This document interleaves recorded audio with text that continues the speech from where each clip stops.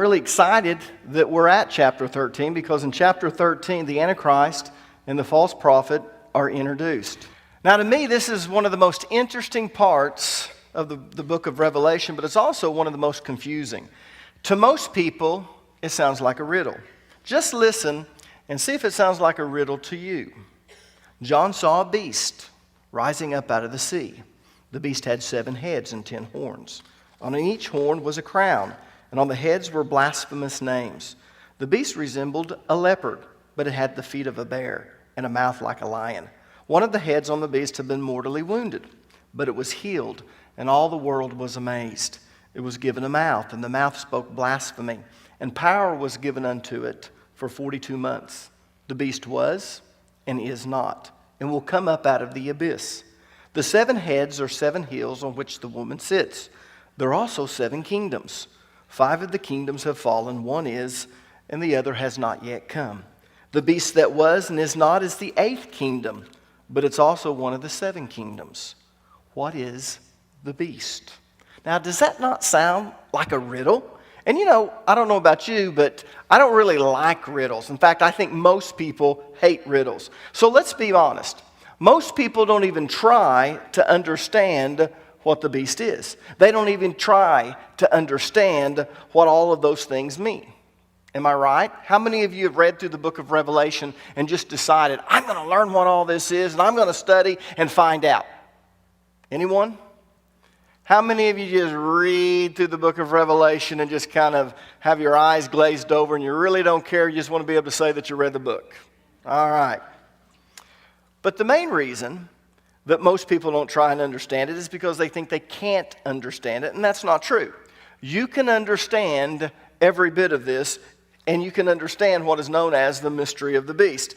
But you can only understand it if you understand the book of Daniel. You see, Daniel is the key to unlocking the mystery of the beast. Now, to make sure that everyone understands the mystery of the beast, I've been taking it very slow.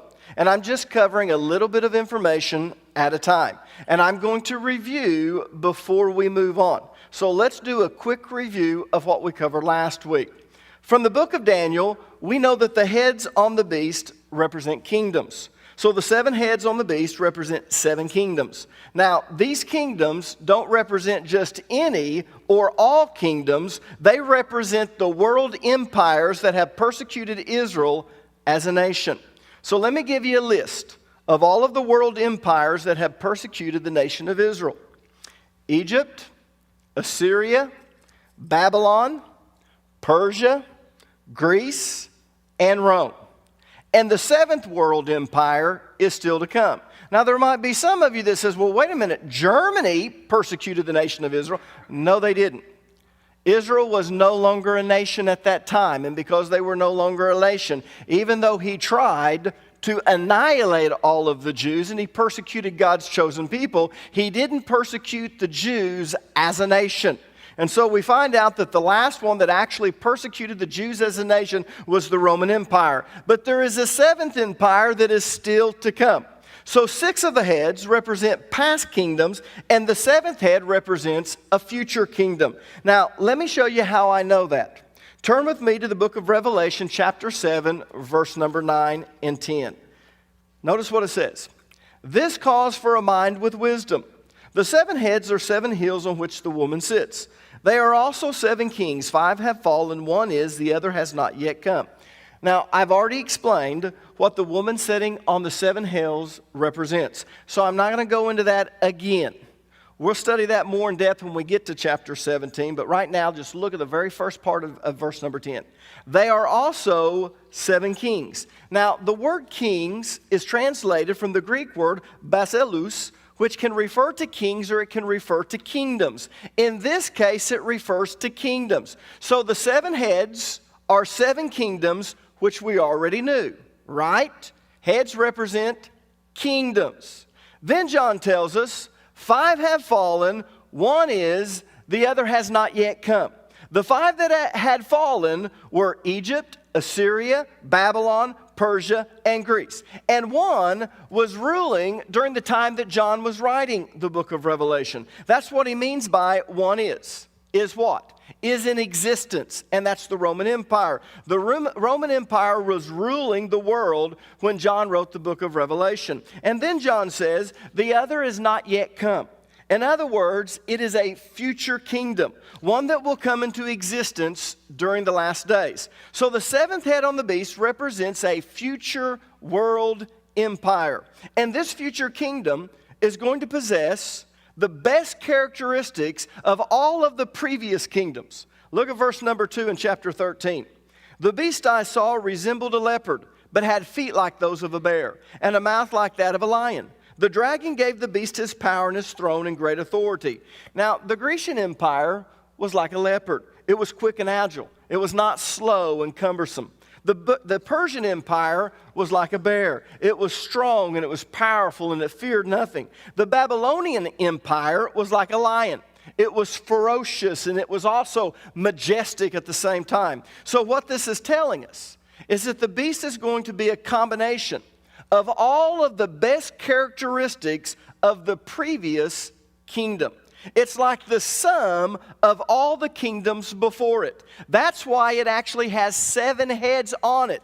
Why did it not just lop off one of the heads when the next kingdom popped up? And then when that one fell, why didn't it lop that off and then the third one come? It's because this beast is the sum of all of the kingdoms that preceded it. So in essence, the 7th and final kingdom will be the most powerful and the most wicked kingdom that's ever existed. It's going to be the most wicked because Satan is the one who gives it its power and its authority. Look at the last part of verse number 2.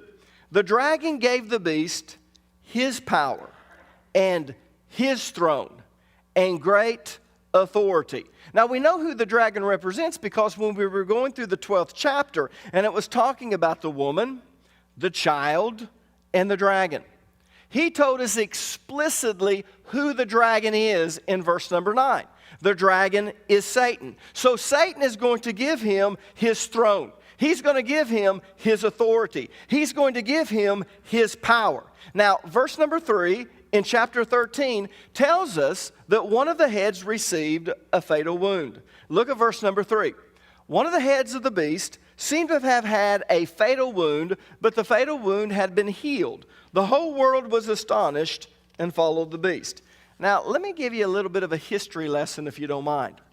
Every one of the previous kingdoms that we've talked about were conquered and then absorbed into the kingdom that conquered it, with one exception, the Roman Empire.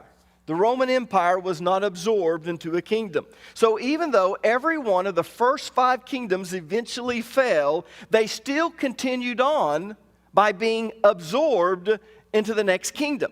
The only exception was the Roman Empire. It fell, but it was not absorbed into another world empire. So basically, it died. And that's the fatal wound that John is talking about. But the Roman Empire is going to be revived in the last days. In other words, that fatal wound is going to be healed. That's why we refer to the beast as the revived Roman Empire. And as I said, the revived Roman Empire is going to be the sum of all of the previous kingdoms before it. The reason it had a body like a leopard is because it took the best of the characteristics of the Grecian Empire and it possessed that. The reason it had the feet of a bear is because it took those characteristics from the Persian Empire and it possessed that.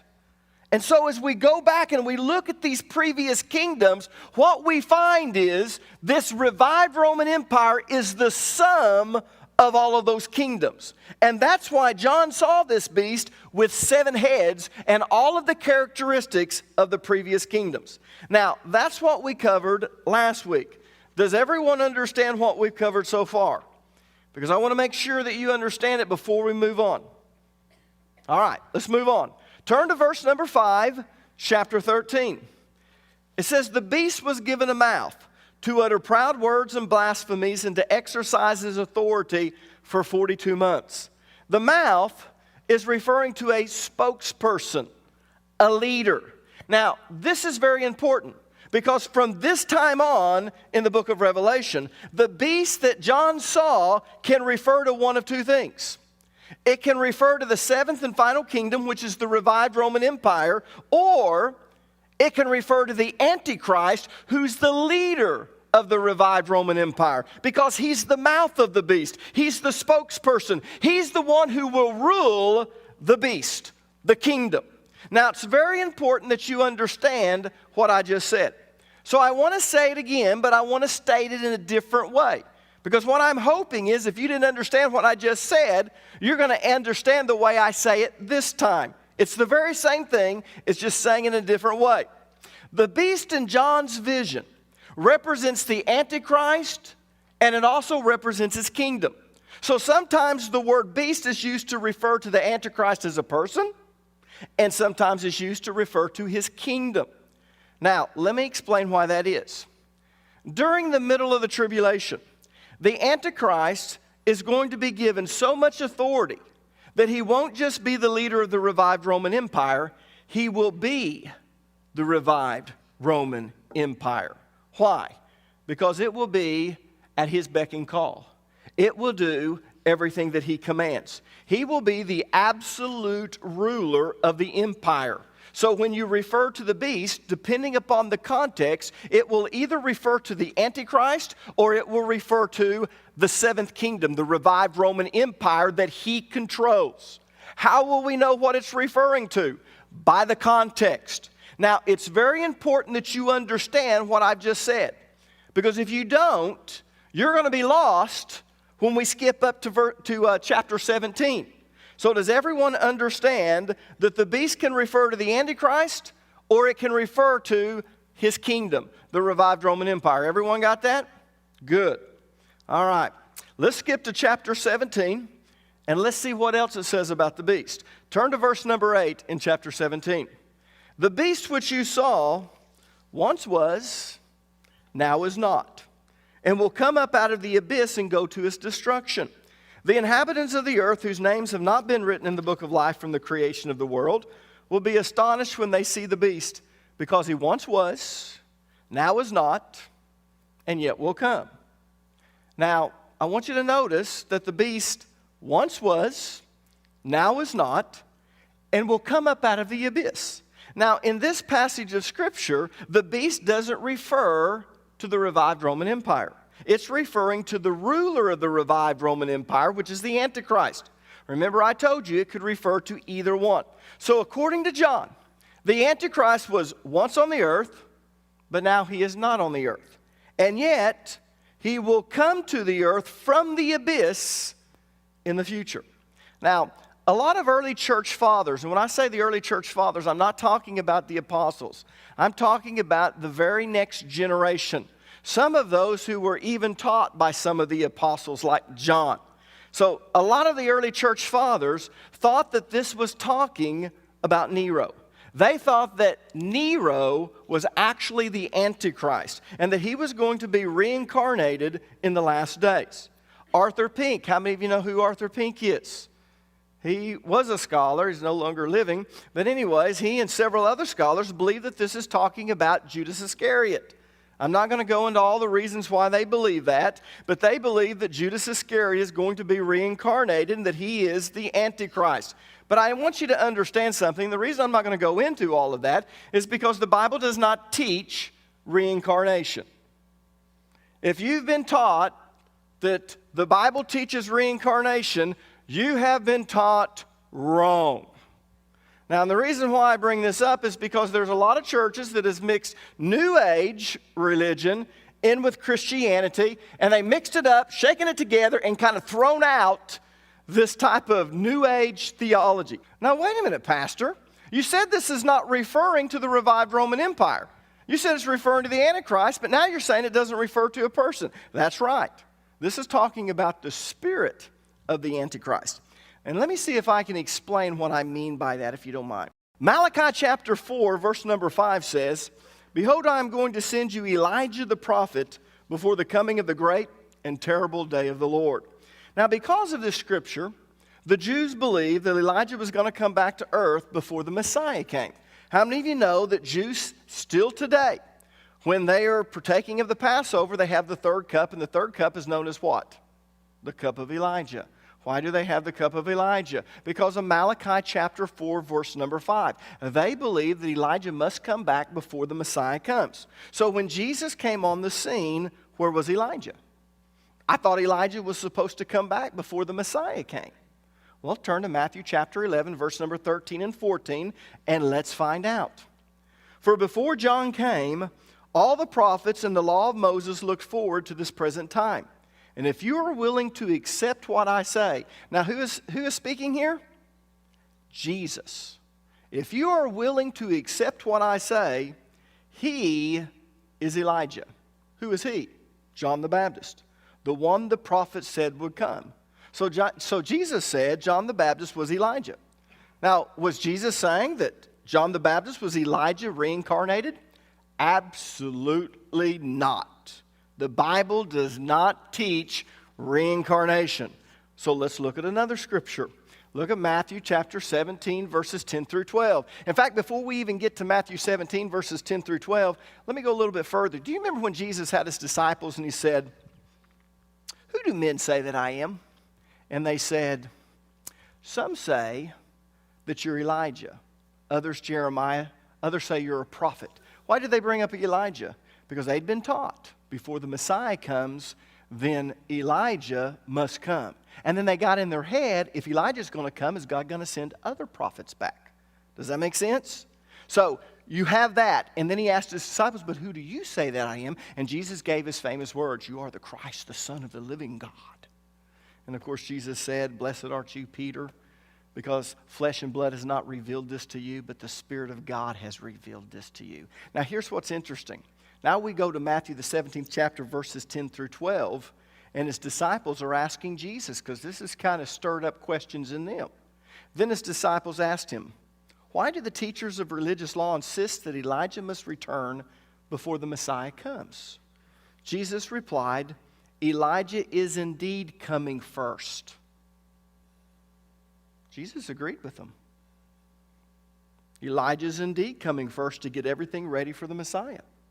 But I tell you, Elijah has already come. But he wasn't recognized and they chose to abuse him. And in the same way, they will also make the Son of Man suffer. Now, who is he referring to? John the Baptist. Now, John the Baptist was not Elijah reincarnated. So why did he refer to him as Elijah? Because he had the spirit of Elijah. In other words, he had the same zeal and the same vision of Elijah, and he had the same purpose to turn people to God. You know, when Elijah came, I'm telling you, he was rough. He would look at the people and he'd say, "Repent, you vipers, you whitewashed sepulchres." Now, can you imagine if I stood up here and I preached like that? I'd be preaching to my wife and maybe 3 others. I'd be preaching to the type of people that don't feel like they've been to church unless someone has just thrown them down on the ground and run all over them and just told them that they're going to hell. You know, there are those type of people that like those type of sermons.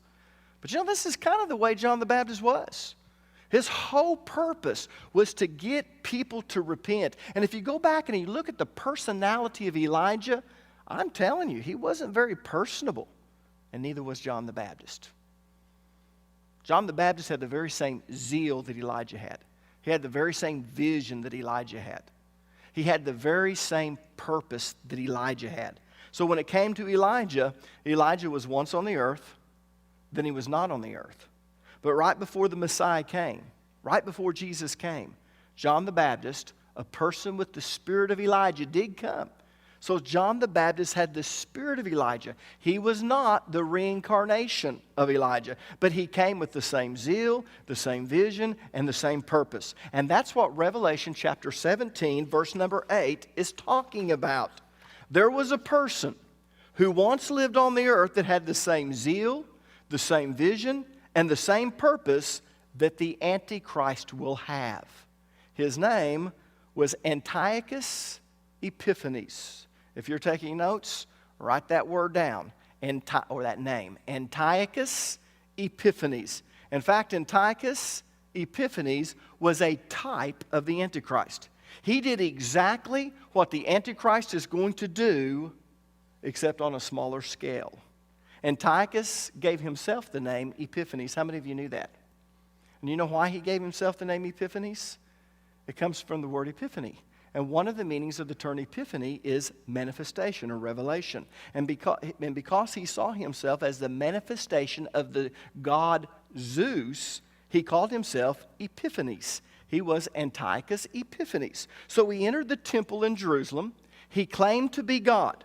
He claimed to be Zeus, and he demanded to be worshipped. He also set up an altar to Zeus. Now remember, he's the manifestation of Zeus. So he sets up an altar to Zeus on top of the altar in the temple. And then he had a pig sacrificed on top of it. He also set up a permanent idol of Zeus in the temple. So this was a foreshadow of the abomination of desolation. In fact, many of the scholars at the time and the scribes at the time who were studying the book of Daniel looked at Antiochus Epiphanes and they said, "Oh, we're living in the last days because this is the abomination of desolation." But it was not the abomination. Well, it was an abomination of desolation, but it was not the one that Daniel was talking about. It was a type of the abomination of desolation.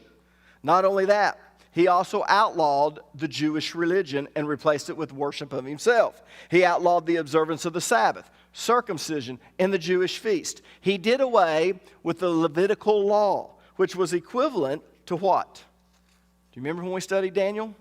The changing of the times and the law, which Daniel spoke about in chapter 7, verse number 25. And last but not least, he burned all of the scriptures that he could find. These are the things that the Antichrist is going to do. So what John is telling us here in Revelation chapter 17 is that the same demonic spirit that possessed Antiochus Epiphanes is going to possess the Antichrist. And he is going to do exactly what Antiochus Epiphanes did, except he's going to do it on a greater scale. Now, how do I know that this is going to be a demonic spirit? Because verse number 8 says, "The beast once was, now is not, and will come up out of the abyss." Abuso. What is the abyss? The abyss is the holding place of the demonic spirits. That's how I know that this demonic spirit who once was, in other words, he possessed Antiochus Epiphanes, but then he was no longer.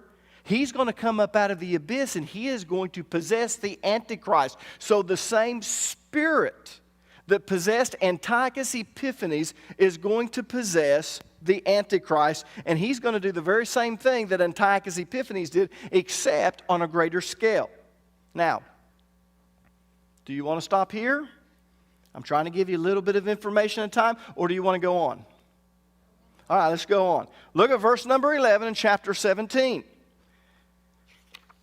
"And the beast that was and is not, even he is the eighth, and is of the seven, and goeth into perdition." Now, believe it or not, this is really easy to understand. I am not kidding you. You know, I told someone the other day, they said, "Well, you said you're going to make it so simple a child can understand." What I didn't tell you is that child was going to be a genius. No, I'm just teasing you. This is not that difficult to understand. The seventh and final kingdom, which is the revived Roman Empire, is going to be made up of a coalition of 10 kings. Do you remember when we were studying in the book of Daniel? And he had the statue. Nebuchadnezzar had this dream, and then he brought all the wise men to him and said, "I want you to tell me what my dream means." And of course, what did the wise men do? "Oh, we can do that. Tell us what you dreamed." And he goes, "You'll snow me if I do that. If you're really wise men, you will tell me what I dreamed, and then you will interpret the dream."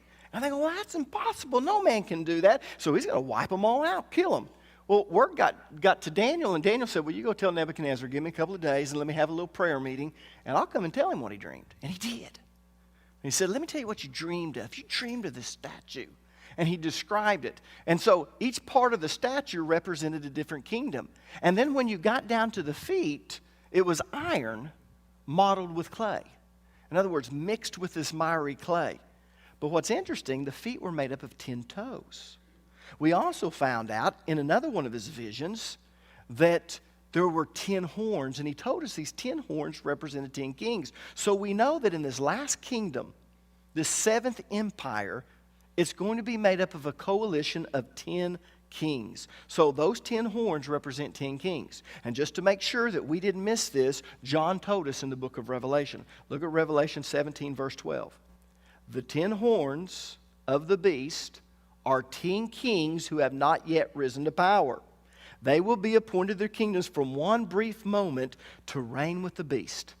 In other words, this last period, in fact, it's really going to come together in the last half of the tribulation, the 42 months. These 10 kings are appointed to reign with the beast for an appointed time.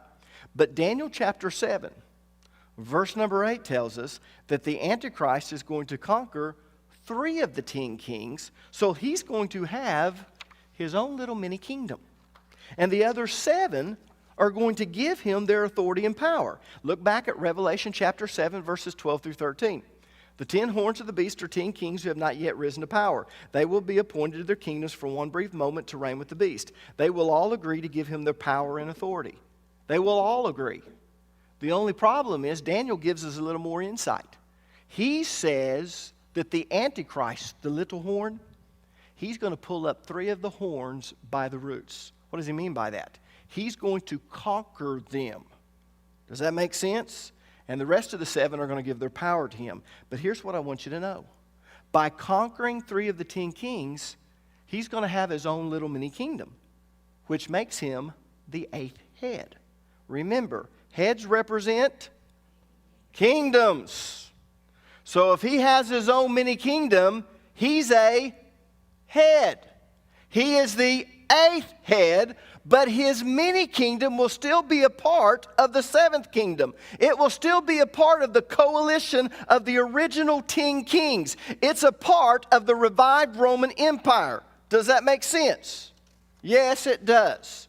So let's read verse number 11 again, and let me just put some things in parentheses for you. Go ahead and pop that up there if you don't mind. Notice the things I have in parentheses. And the beast that was and is not, even he is the 8th. In other words, he has his own mini kingdom and is of the 7. He's still a part of the coalition, and he goeth into perdition.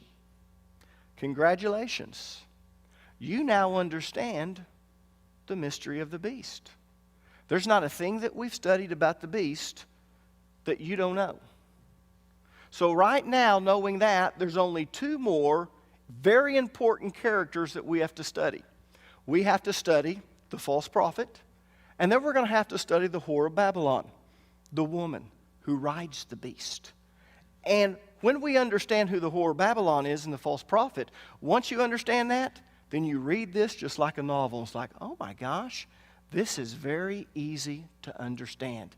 The problem is when people get to the beast and they have not studied the book of Daniel and they don't understand the symbolism or what it represents, they don't understand the book of Revelation because it sounds like a riddle, and it's not.